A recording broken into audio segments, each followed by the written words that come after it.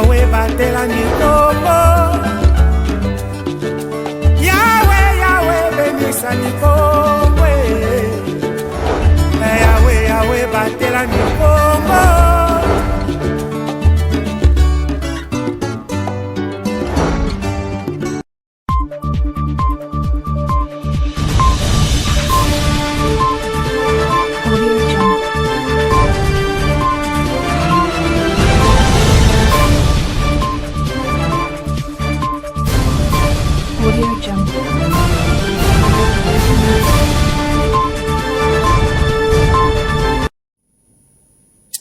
Heureux de vous savoir nombreux en train de suivre cette session d'information sur Ecopolis Télévision.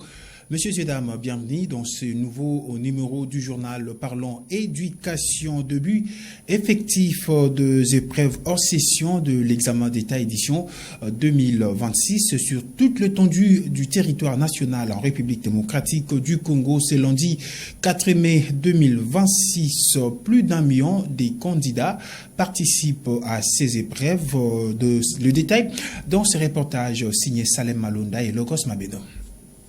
Ce lundi 4 mai 2026 marque le début des épreuves hors session de l'examen d'État édition 2026 sur l'ensemble du territoire national. Cette étape importante, consacrée à l'ouverture officielle de l'évaluation certificative, s'est déroulée dans un climat caractérisé par la discipline, la concentration et une forte mobilisation de tous les acteurs concernés. Les statistiques de cette édition relèvent un bilan d'1 079 675 candidats répartis dans plus de 3000 centres sur toute l'étendue de la République.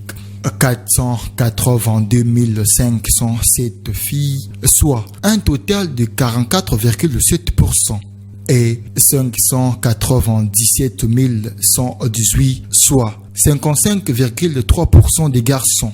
Pour la province du Congo central, la cérémonie du lancement a eu lieu au centre Matadi 1, au collège Tetemboa. Elle a été présidée par le gouverneur de province, Grace Nkwanga Maswangi Bilolo, accompagné du ministre provincial en charge de l'éducation et des autorités éducationnelles. Au terme de cette première journée, les candidats n'ont pas manqué de mots pour exprimer leur satisfaction quant au bon déroulement des épreuves. Bon, je me sens super bien.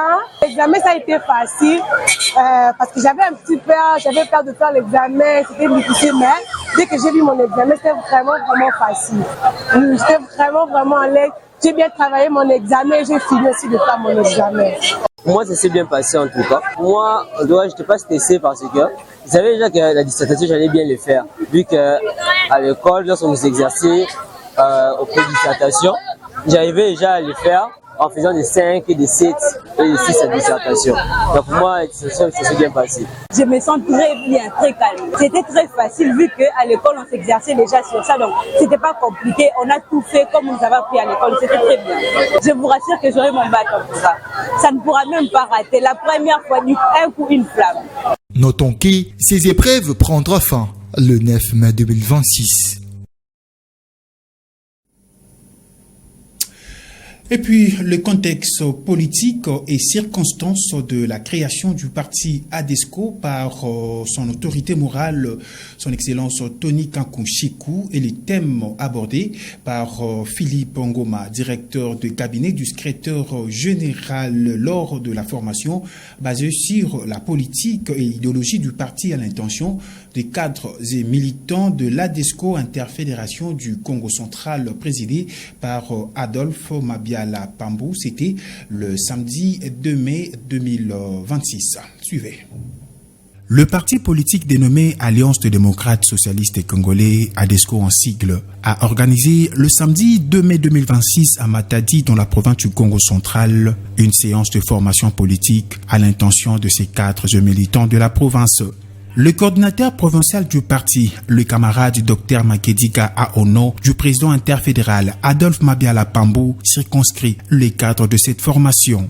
Présidé par le camarade Philippe Ngoma, directeur de cabinet du secrétaire général Dan Marshall Moubenga, venu représenter la hiérarchie du parti à cette importante rencontre axée sur le renforcement des capacités politiques et idéologiques de membres. Le thème choisi, les contextes politiques et circonstances de la création du parti ADESCO par son autorité morale, Tony Kankou-Chikou, depuis le 30 juin 2023. On est en 2019. Le président de la République, Félix Antoine Tshisekedi Tshilombo, arrive au pouvoir. Et le contexte dans lequel il se trouve au pouvoir, c'est ce que tout le monde d'entre nous sait ici, c'est FCC cash. Les choses évoluent telles qu'elles ont évolué. Nous sommes allés, le chef est allé jusqu'à une rupture de cette alliance. Après cette rupture, il faut créer un cadre qui va régir, encadrer certains qui étaient avec l'ancien régime, mais qui ont décidé de suivre le chef de l'État. Dans la foulée, il est créé une plateforme, un regroupement politique qu'on a appelé l'Alliance des acteurs acquis pour le changement, l'AAP. Il fallait que ceux qui étaient dans cette plateforme soient encadrés. Et c'est à l'autorité morale, Tony Kankou-Chikou, qui est confié cette mission d'encadrer tous ceux qui venaient de l'autre côté vers nous. Alors il y a eu l'AAP. Mais Tony devait avoir aussi lui-même sa structure. Et sa structure, il a été décidé que ce soit l'Alliance des démocrates socialistes congolais, l'ADESCO.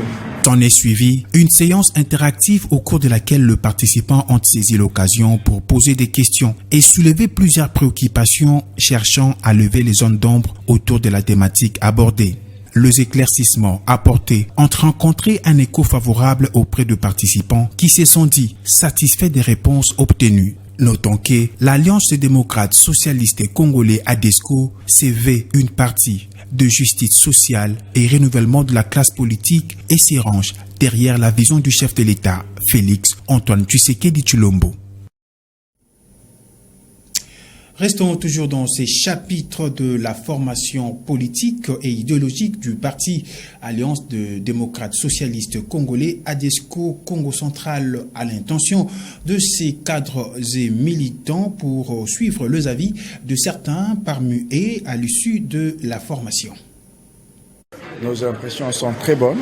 Après avoir suivi la formation idéologique, politique, ainsi que professionnelle du parti ADESCO, dont l'autorité morale est l'excellence Tony Kankou-Chikou, nos impressions sont très bonnes. Nous avons reçu le DIRCAP qui s'est personnellement déplacé de Kinshasa pour venir animer cette formation et elle a pris fin aujourd'hui. Il nous a armés politiquement de façon à ce qu'on aille et qu'on lève haut et fort le label du parti politique ADESCO.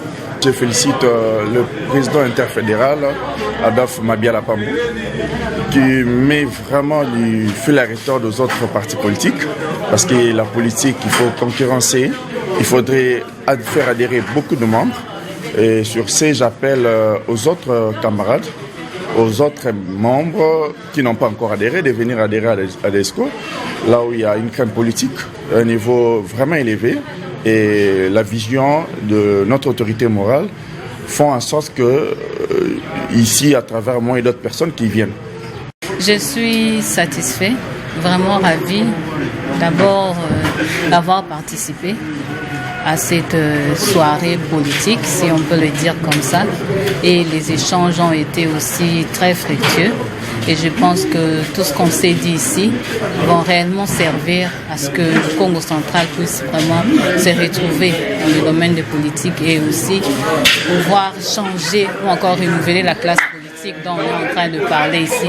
Pourquoi pas prendre le contrôle du Congo central et emmener pratiquement l'idéologie de l'ADESCO partout, dans toutes les entités dans notre province du Congo central. Et puis, une nouvelle dans cette session d'information dans le territoire de Sekebanza, précisément à la cité des Sanda, un homme de 3e âge a été retrouvé mort dans la matinée de ce lundi 4 mai 2026.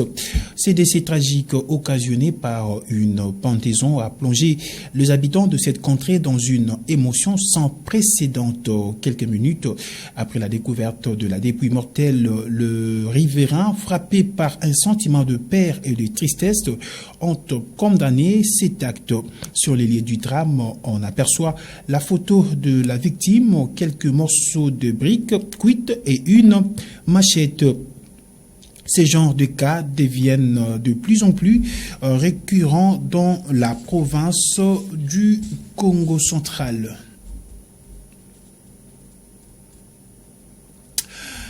Célébrer chaque 3 mai la journée mondiale de la liberté de la presse est bien plus qu'une simple date au calendrier. C'est un héritage né d'un cri d'indépendance lancé par le journaliste africain il y a 35 ans. Mais pourquoi le texte de Windox reste-t-il la boussole du journalisme? Élément des réponses dans ces commentaires.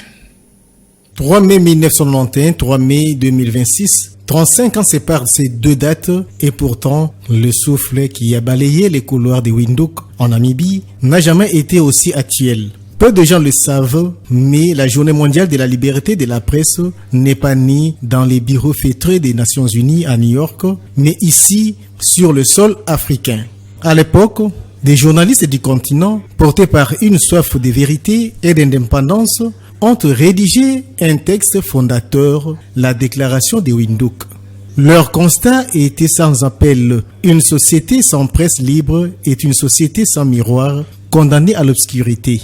Ce cri du cœur a trouvé un tel écho que l'UNESCO en a fait une célébration planétaire 2 ans plus tard. Aujourd'hui, alors que nous célébrons cette édition 2026, l'histoire nous regarde. Honorer le 3 mai, ce n'est pas seulement commémorer un texte historique, mais c'est rappeler que la liberté d'informer est le pilier sur lequel repose la paix sociale.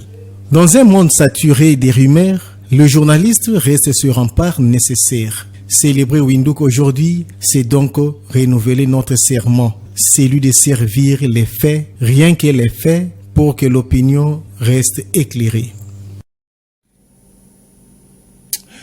Alors que le gouvernement suminois, le parti politique Union pour la démocratie et le progrès social, IDPS en sigle, plusieurs partis politiques congolais saluent la décision des États-Unis d'Amérique sanctionnant l'ancien président de la République Joseph Kabila. Le LDD et l'Amouka estiment que la prochaine victime serait l'actuel président Félix-Antoine Tshisekedi Tshilombo. Selon l'opposant congolais Prince Epenge, ces sanctions prises contre Joseph Kabila étaient un rappel du respect de règles de jeu démocratique. Je vous propose de suivre le propos de Prince Epenge, communicateur de la plateforme l'Amouka.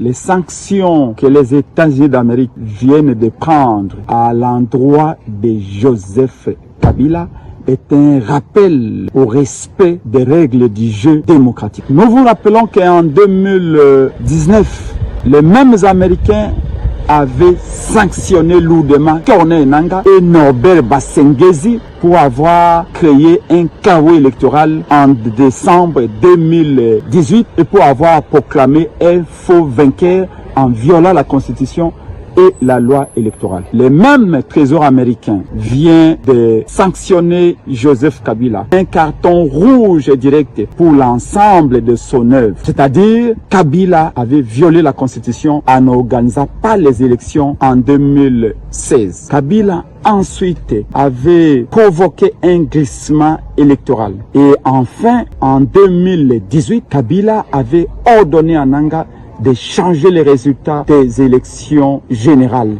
pour imposer un non-élu à la tête de l'État. Qui sera la prochaine victime du Trésor américain? Qui sera le prochain qui sera sanctionné par les États-Unis d'Amérique? L'Amérique tient à la démocratie et au respect des règles démocratiques. Au vu de l'entêtement de M. Félix Tshisekedi et de son entourage à violer la Constitution, à déchirer la Constitution, à bafouer les règles du jeu démocratique à la veille des élections de 2028, l'Amérique aura certainement une main lourde pour sanctionner M. Félix Tshisekedi et son régime qui veulent marcher sur la volonté du peuple. La Mouka et l'ADD Congo rappellent à tous que la stabilité du Congo, l'unité, la cohésion de ses enfants passeront par le respect des règles démocratiques. Nous prenons acte des sanctions, mais nous demandons à l'Amérique de rester vigilant quant au respect des règles du jeu démocratique. Comme le rappelait Henry Kissinger, l'ancien secrétaire d'État américain, l'Amérique, il est dangereux d'être l'ennemi de l'Amérique, mais il est encore fatal d'être son allié ou son ami. L'Amérique n'a pas d'amis, n'a pas d'alliés internels. L'Amérique tient aux règles démocratiques, au respect de la Constitution et des lois du pays. Ces propos tenus par Prince Epenge, communicateur de la plateforme Lamuka, met un terme à cette session d'information sur Ecopolis Télévision. Merci à vous, mesdames et messieurs, de l'avoir suivi d'ici là. Portez-vous bien et bon début de la semaine chez vous.